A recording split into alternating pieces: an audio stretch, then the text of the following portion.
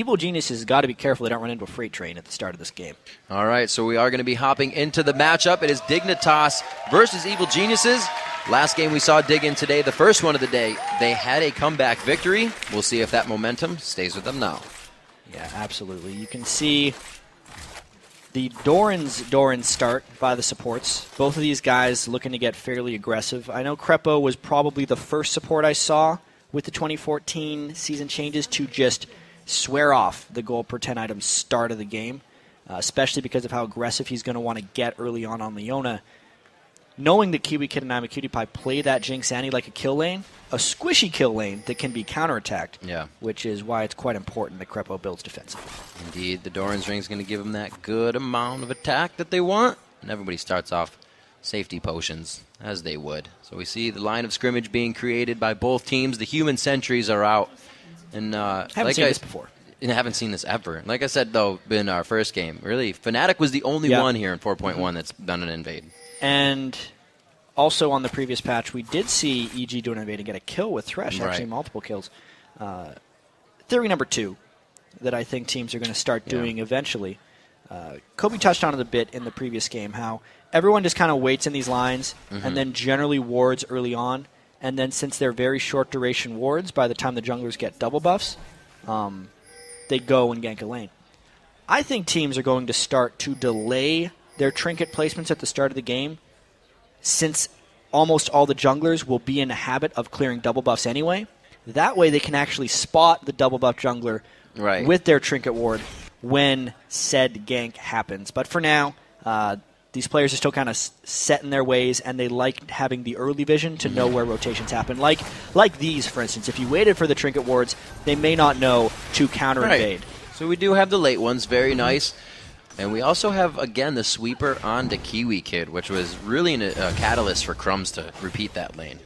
Yeah, the very early sweeper, I almost never agree with that as a choice, because generally supports just bring the extra wards. But in this matchup specifically, since no one actually bought a real ward, a non-trinketed ward, it will effectively sweep out some substantial vision. And that means now that EG is blind in the top lane, since that one sweeper ward was taken out up there. We'll see what matchup they get. Obviously, it's going to be against Inox, and he should fare quite well in the 2v1 situation.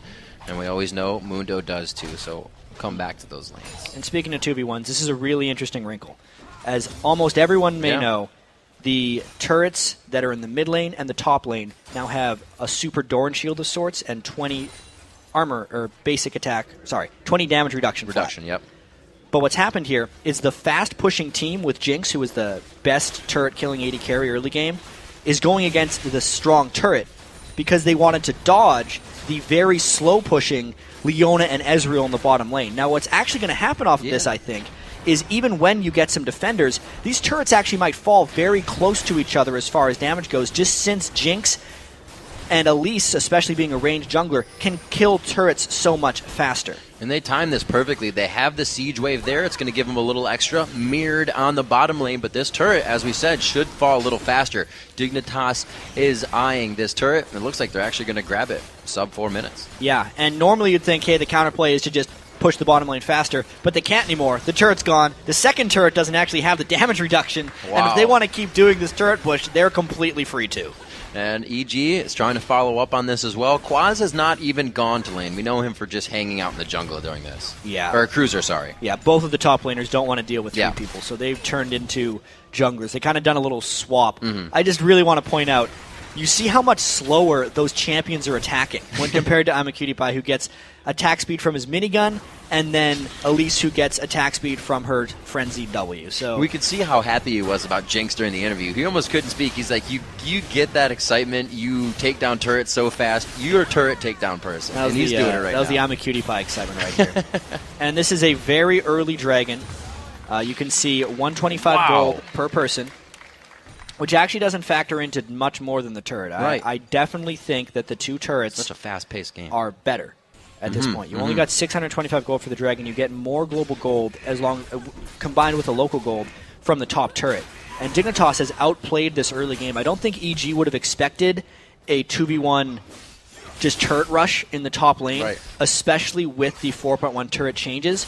Just goes to show you that's why you have to play the games. That's what you got to do, is take your enemy off guard and put them on their heels. Right now, it's going to be an inhibitor turret taking quite a bit of damage. Like you said, these extra turrets don't have that following armor, and these are going to go down fast. A 400 gold lead coming up in an inhibitor turret at half, which they do heal now, so it's going back up. And Inox has some of the worst wave clear of a top lane champion you can have early on in the game. That's one of the reasons the push was going to be so successful. Cruiser has slightly better, I think at least CSing early on in the game from range. And obviously because the dragon was taken by Evil Geniuses, Cruiser also has the farm advantage. This early game, strategically, has been substantially better by Dignitas. Really focusing to make sure these lanes have been won. They knew exactly what they wanted to do for those first few minutes and see if they actually had something in mind for the follow-up, because they made it pretty far in that push. Where can they go now? I know. Now I think they just turn their sights right back to people who aren't Leon and Ezreal. I think I'm a Cutie Pie and Kiwi Kid are a little bit scared of the potential aggression from Krepo. You can see Krepo's going all in right now. He already has a health crystal. He wants to fight the Jinx and the Annie. It's just a matter of Dignitas avoiding it. And there is so much roam going on. We can see Yellow Pete being left alone in the bottom lane. Krepo trying to advance and make something happen in mid. EG is scrambling right now a little. Yeah, EG is a little bit out of sorts. I think it really caught them off guard. Yeah. Two of their top lane turrets were taken down so quickly. And now they might get caught off guard by the roaming Kiwi Kid Annie support. That's something that was extremely effective for Dignitas in their win earlier against Coast, and we'll see if they can do it again. He doesn't look that dangerous, just kind of hopping through the jungle. Looks kind of cute. Yeah. We'll see him now throw a fiery bear on your face. As he goes in, looks for Krepo. No, they needs a few levels before the fiery bear. Wine, yeah. Right now, it's just paltry fireballs. It could be a tiny fiery bear. That don't even stun for that long. No, not anymore. Yeah. Get her leveled. Let's go. 4 people now in the bottom lane. Cruiser's probably going back up to try and defend that top turret to not trade them back. And since Dignitas has the numbers advantage here, they feel safe sieging. Notice that it is 3 melee champions against 3 range champions against 1 range champion and 2 melee champions on EG's side, which means the turret sieging and the pushing potential of Dignitas is much higher. And it's causing Pobelter to roam down a little bit, now returning to mid lane, a 7 versus a 6. They're even in CS there, so it's only grabbed a little bit by Skara. Yeah. It's been a strange mid lane for those guys. They've just kind of watched the side turrets fall, and they've seen where the jungler is this entire time, so they're the only ones that have had a completely standard laning phase. Surprisingly, neither of them have shopped. You almost always see a Zed and a Ziggs shop early on in the game, just so they can either assassinate or avoid getting assassinated by one another. I think just the fact there's been so much roaming, they do not want to leave their turret undefended, lest it be pushed by 3 people and dropped. Many things to think about for these guys. You can see Skara almost on his last leg there of HP, but he has the blue buff to keep himself clearing those waves in middle.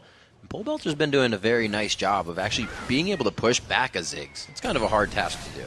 Yeah, I think he's been doing quite well. The Doran Shield is the defensive Zed start to try and combat the auto attack harass of Skara.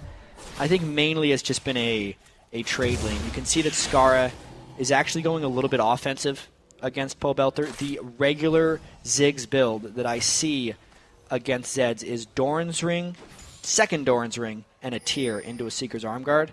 And the fact that Skara's went straight for a Blasting Wand makes me think he's not going for the armor itemization, which makes him very vulnerable if Pobelter can successfully all-in him.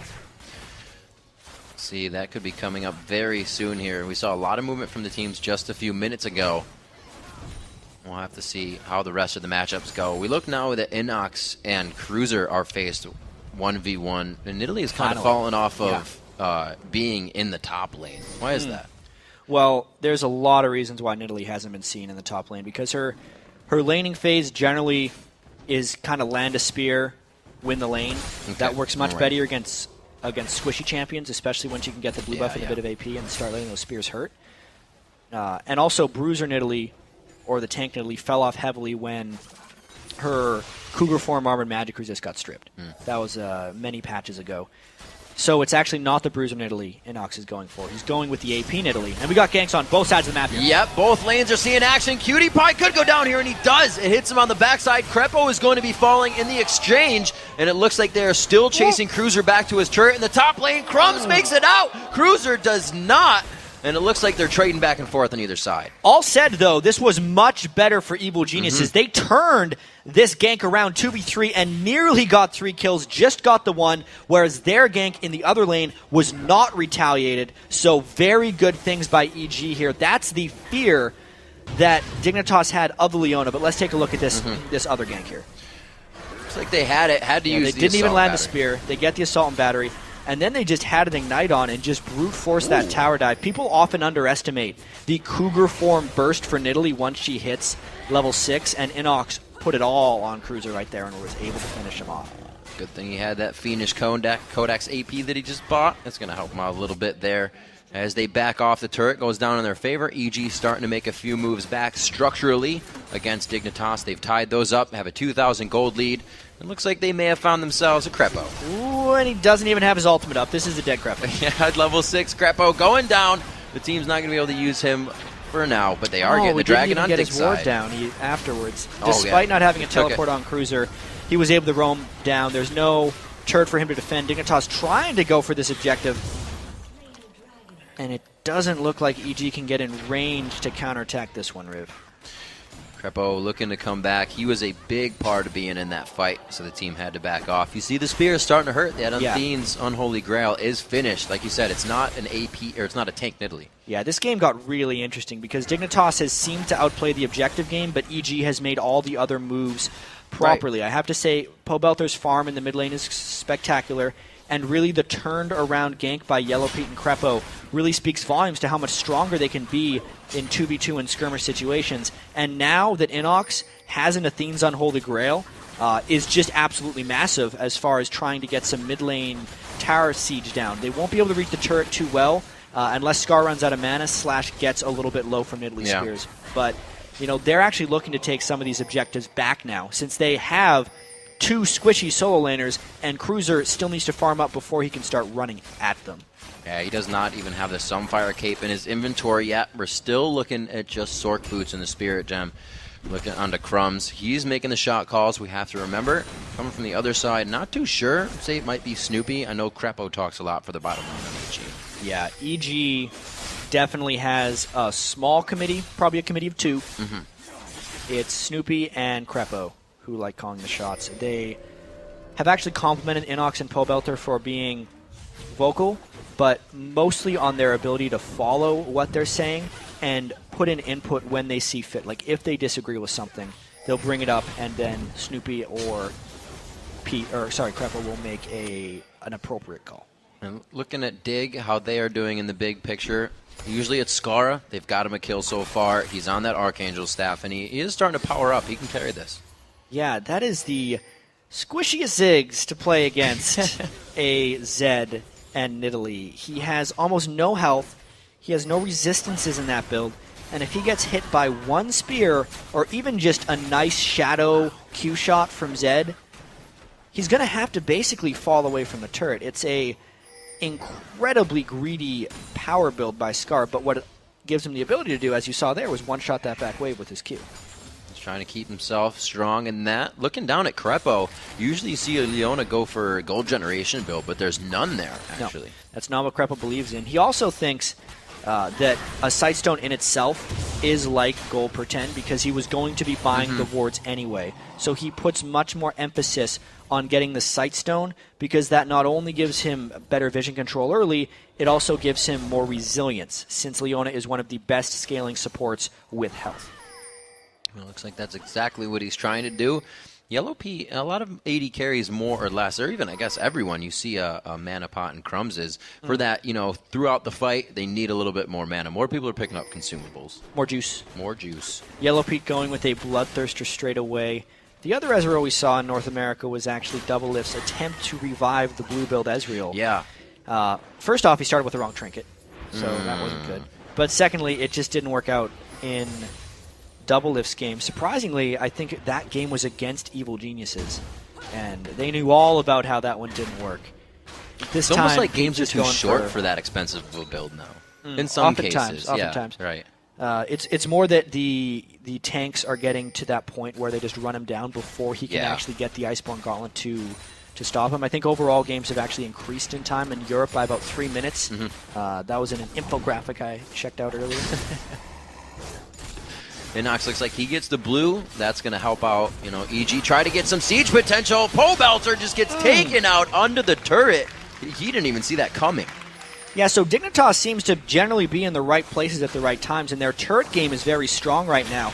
As Cutie was saying in the interview, he's not so much a carry on Jinx as he is a marksman who just kills turrets from range, which he's doing very well right now. Sure, he took an Ezreal off, but they're just getting more turret damage. Look at this. And what EG is doing is playing into the hands of Dig. If Pobelter can kill Skara as fast as it looks like, why send him to a different lane? Yeah, well, think about it. Once Pobelter goes down, especially, they don't have wave clear from any sources. Unless Krepo goes all in, Inox can't do much more than spear, and once the Ezreal ult is down, which Yellow peeked through, it was at an angle with which it could not clear all the minions. There was nothing to stop Dignitas from sieging through. It's a bit of a compositional weakness that EG has to make up for, that they have very poor ranged wave clear, which is interesting since they're playing a bit of a siege poke comp. All right, looks like Krepo's going to eat a few shots here. That would have been a very nice zap for a few more turret shots to scale up. 24.7 to 23.4. Dignitas has somewhat of a lead, and it's a good thing it's on Skara, as we were saying.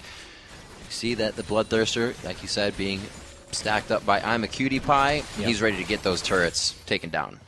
Yeah, he's done his job, taking down plenty of turrets so far. Skara, I wonder if he's going to go just for like a death cap with that nearly large rod, because he hasn't actually had to look at Pobelter much. I think he's mainly getting away with this because Pobelter is a little bit distracted in other places right now. You can see, I'm trying to figure out right here, EG's going with a bit of a switched up strategy right here. They put Inox in the top lane to start the game, but now they're moving Pobelter to being the split pusher, and they're going to try the siege with a blue buff Inox. So therefore, Skara does not have to itemize armor because he's very rarely fighting with Zed. He's not seeing him at all in this game. Yeah, they're really turning Zed into the split pusher here, and Inox the Sieger. 3-2 in kills, as it looks like they're trying to force each other into something and raise that number a little bit here. Yeah, it's a pretty low kill, high objective game. Both teams have one more turret than kill, actually. And the siege should continue from EG, trying to take out this pink ward in the top. And every time Pobelter shoves in side lane, he's actually rotating back to join the team. And if one thing is dangerous for a poke comp, it's doing Dragon without being able to get poked down. But Dignitas decides to just try and get more turrets because that's their focus. That was great placement by Evil Geniuses there. Dig was really right around mid, huddled up. Oh, Krepo throws down the solar flare, but he gets flame chopped. A great placement by Cutie Pie. And it thwarts the turn. Cruiser's right in the middle of the fight with teleport. Krepo's the focus, and he goes down as he's been putting that health on, but it's not enough. Pobelter's the final focus. No, Cruiser going down as Inox finds that kill. Crumbs, he is ignited, but he is still going strong. The rappel goes up so he can follow. The cocoon goes out, and Pobelter is already well out of range with shadows. Really high-level fight there. Just 1-for-1 on each side. Man. So many skills dodged or barely missed by these guys. Everyone disengaging low, and Dignitas fearlessly continues for another turret. Jack, you look at these teams, it's a skill shot party to be dodged, as you said. So hard for these guys to keep themselves in the right position. Cutie Pie losing a quarter of his health there. Yellow Peak goes down! Didn't even know what was happening behind the turret. And Cutie Pie, like he said, you get excited, and it's over. Yeah, and he's in and out of that fight, no problem. 1-1-3 on him right now, trying to get a little bit more farmed on Jinx. It's all about the long-range stuns and finishes there from both sides. I mean, if a Nidalee Spear hits, it ends. If it isn't, the other way. And the reason that EG, I think, lost this fight is they tried to hard initiate without Inox landing any spears. Even at the start of the fight, you could see that one spear went clean through the entire Dignitas team. At that point, Cruiser's front line, despite dying, took up a lot of time from Dignitas, from EG, and it just allowed Dignitas to clean up the rest of that fight, because no poke was landed by EG before the fight. A lot of people have been playing Nidalee lately, but it gets to that fight phase and you just see them jumping in, kind of forgetting the way it should be played off in the fog of war, throwing the spears out. Yeah, they saw the opportunity, and I think if Snoopy hadn't gotten caught in the Flame Chompers and they could have taken out AmaCutiePie from the get-go, they would have been able to win that fight. It was a close enough opportunity. If you think about the Leona landing... That was spot on. Spot on. And then if Krepo could have chained, that means that Inox would have landed the max range spear, and it would have been a dead Jinx. They get that single target focus. They have the long range from Krepo. We're seeing the gold be very closed in here between both teams. It's only about 30k to 31, 5-3 in turrets. Super close, yeah. Objectives have been very strong for Dignitas. Obviously, the wave clear of Ziggs, I think, is putting a lot of map pressure onto EG. Also, the attack speed with which Jinx can take down turrets has resulted in many positive things. But now it's all about Pobelter's split pushing and Inox's spears. It surprisingly comes down to the bottom lanes. Look out. And a flash Tibbers. There he goes. Yellow P is the last one in line, and he's taken down first. Yeah, well, look at these bottom lanes right now. It was just support on AD carry, and Dignitas can continue this push up the top. Pobelter gets caught split pushing while his team gets initiated on, and he has to come back. This turret's going to take a lot of damage before EG can counterattack. Leona's coming in from the flank. Dig has everything they need here. Krepo's just sitting off on the wing here in the fog of war, but he decides to not do anything. The team says hold off just now. The inhibitor turret falls, so they're now fighting without that damage. They may want to try this one onto him. Oh, he gets him off the ducky. The alley-oop on Scar and himself. He goes down. No! Here comes the barrier in for Skara. Tries to take him down. 30 seconds on the clock there, but 3 fall instantly for EG on the return fire, and it's not what they wanted. Hey, we talked about the momentum that Dignitas might carry through from their previous win today against XDG, and we're just seeing the benefits of confidence for Dignitas right now. They stayed in for the inhibitor. They knew that it was going to be a 4v5 regardless, and they were only down a few key spells. So when this fight is initiated, even though it's onto Skara, it is still a full 5v4. Skara gets off some decent damage. AmaCutiePie is pretty much untouched in that fight, and since everyone was diving to the Ziggs once again without landing poke, it's a straight up fight with a bunch of squishy champions against a team that has a strong tank and AoE. It's not going to end well for EG. That's something I've been looking at for the past few minutes here, is that strong tank. Where does that fall in line on EG's side? They don't have the HP to stay in these fights for longer than the first round of spells. I mean, unless Snoopy were to get 7 kills in the next fight, I don't think he's going to be turning into a tank anytime soon. That's generally why I think they picked Ezreal as well, is because I think game plan-wise, the team comp is sound, because they should be able to just kind of keep their distance, poke, and then let Krepo initiate when they want to. Right. But the problem is Dignitas is forcing EG to initiate by pushing turrets relentlessly and catching EG in some bad positions. And they're giving themselves the chance to do that. They went with the Talisman of Ascension. They have distortion boots on the anti-mobility. They want it over and over. And speaking of boots, that inhibitor would have been much easier to defend if Pobelter wasn't trying to skimp on his item build and had able to get home guard boots. Crumbs, he actually... Oh, wait, it goes up. He's going to take that damage from the Death Mark. But it looks like they're trying to come into this one strong. Crumbs gets the kill over onto Yellow Pete. Krepo falls right after. They were wandering alone. Yeah, they had power in numbers, but Dignitas was ready to close in. Pretty good jukes by Pobelter, but the third one lands. Oh, he's going to be forced to flash on that. He's got a shadow coming up. He doesn't throw it back. He throws it forward. Stun. Tries to get it on the stun. There's no slow to follow. Cruiser is just too sticky. Woo, he almost took out AmaCutiePie in the back there when Pobelter was trying to get some stuff down. But that's another 3 kills by Dignitas. Everything says forward drive. Skara still hasn't bought a defensive item. No, he doesn't need one right now because EG isn't able to get the right kind of team fights. This is going to be a last-ditch effort for a steal. Snoopy's trying to go in 1v5. I think if he doesn't steal this Baron, the game is over. There's a good amount of damage coming in. They don't have the Zig, so they can't throw in the bomb. No, it does go over to Crumbs. A very nice job. Low on Snoopy. Sometimes you just got to try. Got to hand it to him. The timing of that Baron entrance was awesome, considering he did it all by himself, and surprisingly, Dignitas didn't decide to peel away. Obviously, Crumbs can secure that by himself if he times the smite with his Spider Bite as well as possible, since there is an execute tied to that Elise melee Q. Just more confidence from Dignitas coming through once again. The game progresses on here. Dragon going over to EG as we see a few sweepers being pulled out, so this becomes a bit easier. They have the ward coverage all over Dragon, and this is what they need. If Dig is going to give them these little steps, they have to take it. Hey, this is a great Dragon sneak by EG. It gives them a huge amount of gold, but I still think their base is somewhat indefensible. And Dignitas, even though it's only 25 minutes in, looking grim. A little sad about this Dragon, but the overall context of the game is just looking great for them. Fiendish Codex right onto Kiwi Kid. You know, it's never good when the ability power support can start actually building the damage they need. Aegis of the Legion onto Crepo, thinking about the team, trying to be a good guy, and we see the Triforce almost being built up on Yellow Pete. But in comparison, he is far behind on that ADC. Yeah, everybody is generally far behind on EG right now. Right. The one person who has a decent amount of gold is Inox. 9,000 to actually 8,500 of Cruiser. Once again, EG wasn't too far off in a lot of these cases. If they could have landed a few more Natally Spears, and if Dignitas wasn't so damn decisive about where they were going, EG could have fought some of this back. But really, so far, all credit for Dignitas to, first off, Skara for not having to build a Seeker's Arm Guard against a mid lane Zed.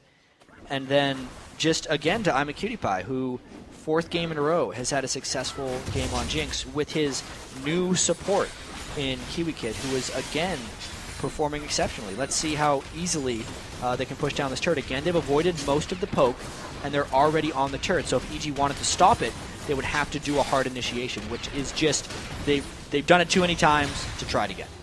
Such a stressful thing to be ticking against you, knowing you have to watch these structures go down just to have a better chance at the next one. Yeah. Well, at least they'll have a turret defending. Yeah. This next one. So Dignitas now can play off the ball. Ninja going to be coming down mid. There are 27 minutes into this game, and something this season Dignitas has shown is being more definitive. At this part of the game, usually both teams are running back and forth trying to figure out what to do. Well, if we remember last season, Dignitas would win games just by being really far ahead, and in close games, they wouldn't be able to finish. But that's because everyone was just kind of putting in their 2 cents. Whoa.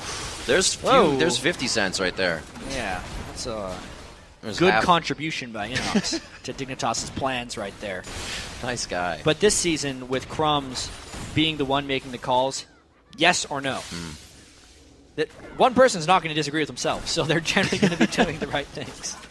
Well, the right things have led to 4-0-7 on Crumbs, 4-1-6 on Skara, and even Cutie Pie still only dying once on what is now his Jinx as Dignitas comes around to pick spans. The oh-so-great ultimate flash initiation on Tibbers. All the health bars, Snoopy, Crepo going down so quickly. Pole Belcher's being focused. Cruiser tanks the turret first. It worked beautifully for the team, and the dive continues back towards the fountain. A kill coming out, however, onto Crumbs. He goes down valiantly for the team, but it's a clean ace, Jack. Triple kill comes in at the end for Scar. That's the decisive initiation. Kiwi Kid leading the charge with a flash, Tibbers, and everybody else fearlessly following up. Dignitas has got themselves a pretty fast new car. They've been in the driver's seat for the past 4 games, and it doesn't look like they're stopping anytime soon. A win here over Evil Geniuses gives them another win in the column. Dignitas going to try and carry this one as far as they